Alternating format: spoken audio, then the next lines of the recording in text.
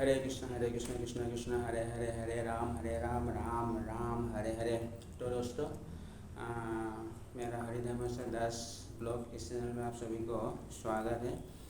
तो आज मैं भगवद गीता के ऊपर में थोड़ा आपको एक संदेश देने का चाहता हूँ। तो साल में मैं 1-2 महीने के लिए थोड़ा साइकिल से सफ़र करता हूँ और लोगों को थोड़ा गीता के बारे में थोड़ा बोलने का थोड़ा प्रयास भी करता हूँ। तो आज मेरे चैनल में मैं पहले गीता के ऊपर में कुछ बोल रहा हूँ। तो जो भी हो, भगवद गीता का जो दर्शन है, ये जो ज्ञान है, वो बहुत ही गहरा है, बहुत ही गंभीर है।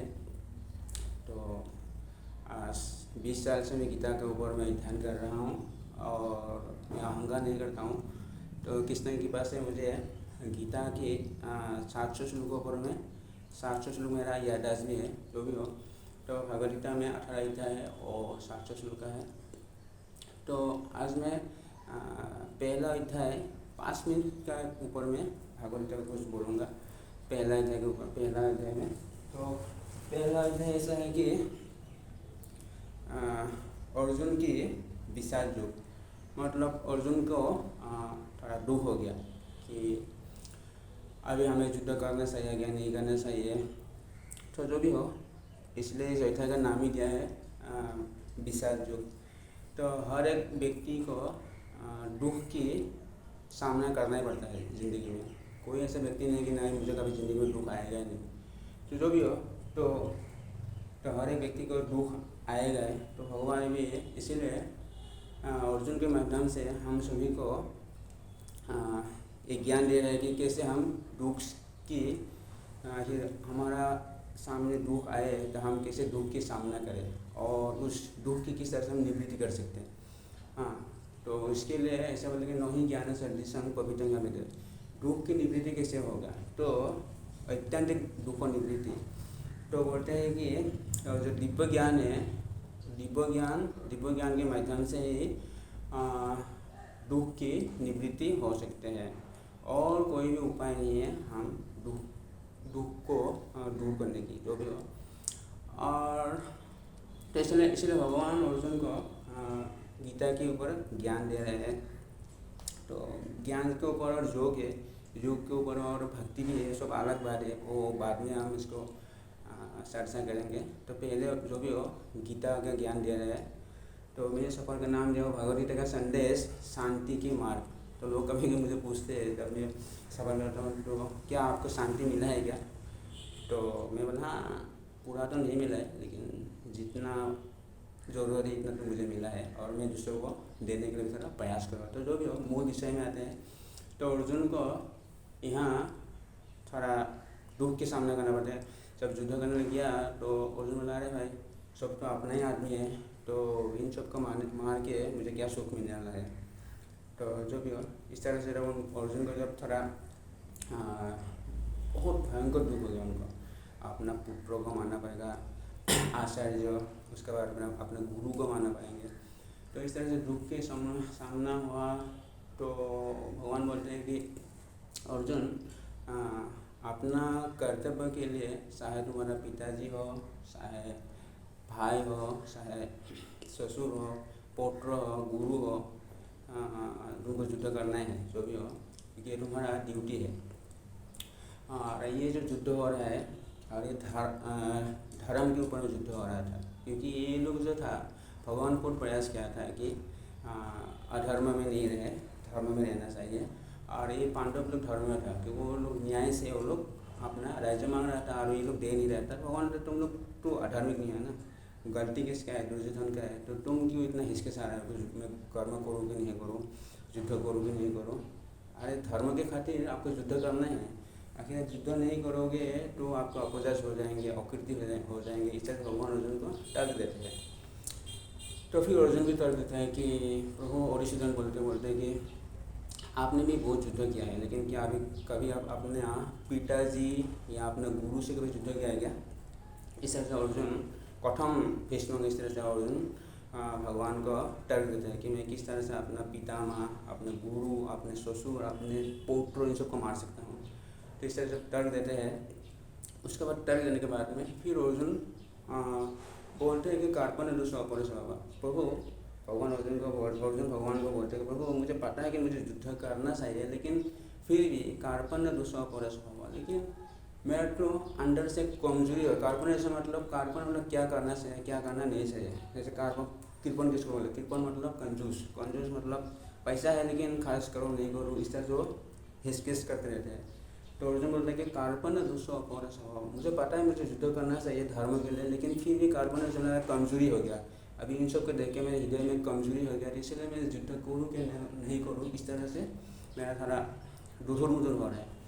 तो इस तरह से जब अर्जुन भगवान को बोलते हैं, उसके बाद अर्जुन भगवान को बोलते हैं कार्पण्य स्वपर स्वभाव विश्वामित्रं धर्म समूल जब शेष निश्चित गुहित में शिष्य ते हम साथी मामतम पन्नाम।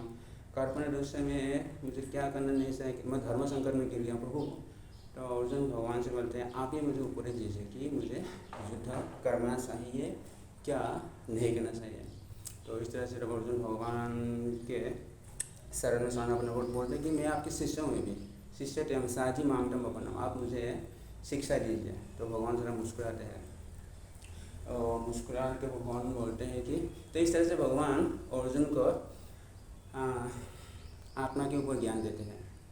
तो बोलते हैं कि भाई आत्मा तो कोई मरते ही नहीं है, नैनंग सिंदर सस्तानी नैनंग धरती पावगन इस तरह भगवान अर्जुन को बोलते हैं आत्मा कभी मरते नहीं है।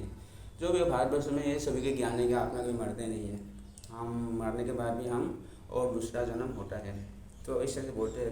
तो इतना तुमको टेंशन क्यों हो रहा है, तो तथा ध्यान दर्भाप्ति धीरे सतरम हुई होती। इस तरह भगवान बहुत सारे अर्जुन को आत्मा के ऊपर ज्ञान देते हैं। तो फिर अर्जुन मानो भगवान से बोले हाँ भाई ठीक, आपने जो बोला आत्मा नहीं मरेंगे मैं भी मानता हूँ, लेकिन शरीर ही नहीं रहेगा तो ना आत्मा रहेंगे ना शरीर रहेंगे। शरीर है इसलिए आत्मा भी है ना। तुम्हारा अर्जुन भगवान से इस तरह रख दे तो दोनों तो नहीं रहेंगे। तो भगवान अर्जुन के तर्क को सुन के बोलते ठीक है माना कि शरीर भी नहीं रहेगा आत्मा नहीं रहेगा। भगवान में और एक श्लोक में और एक तर्क है कि अव्यक्तादीन भूतानि व्यक्तं मजनि भारत अव्यक्ता निधन एवं तत्र काव्य देना। तो अर्जुन भगवान बोलते ठीक है, तो तुम फिर भी मतलब तुमको शौक करना है कि शौक करना है।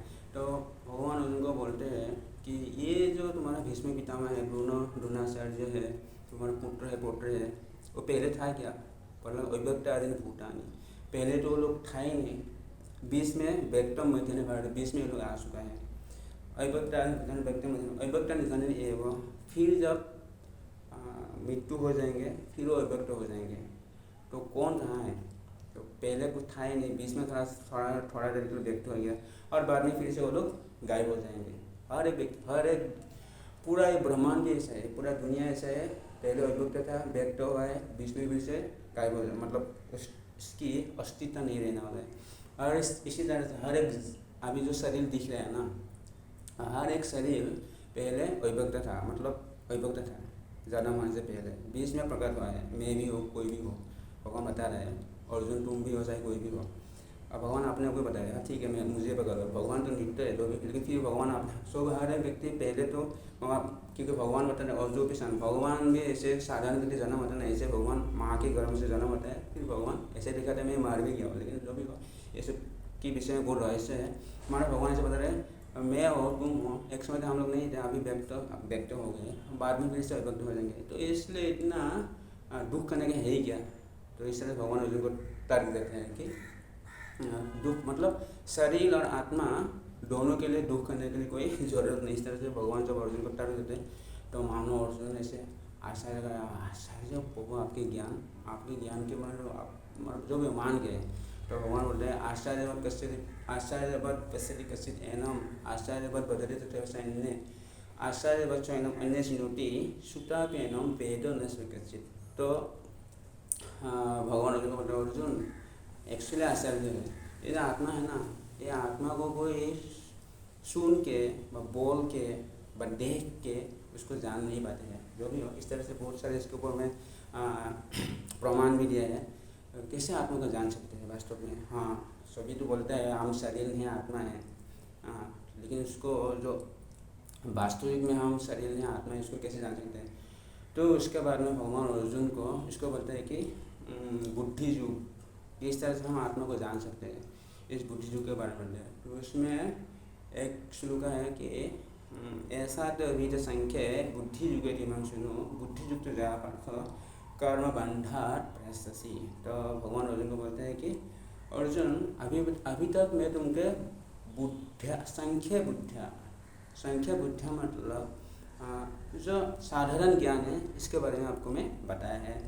अभी मैं आपको योग मतलब जिसका करने से तुम वास्तव में शरीर नहीं हो, आत्मा हो, तुम किस तरह से शरीर से परे हो, नित्य हो, मरने वाले नहीं हो, सब समय हमेशा रहने वाले हो, इसको तुम जान पाओगे। तो इस तरह से भगवान अभी भगवद गीता के कम से कम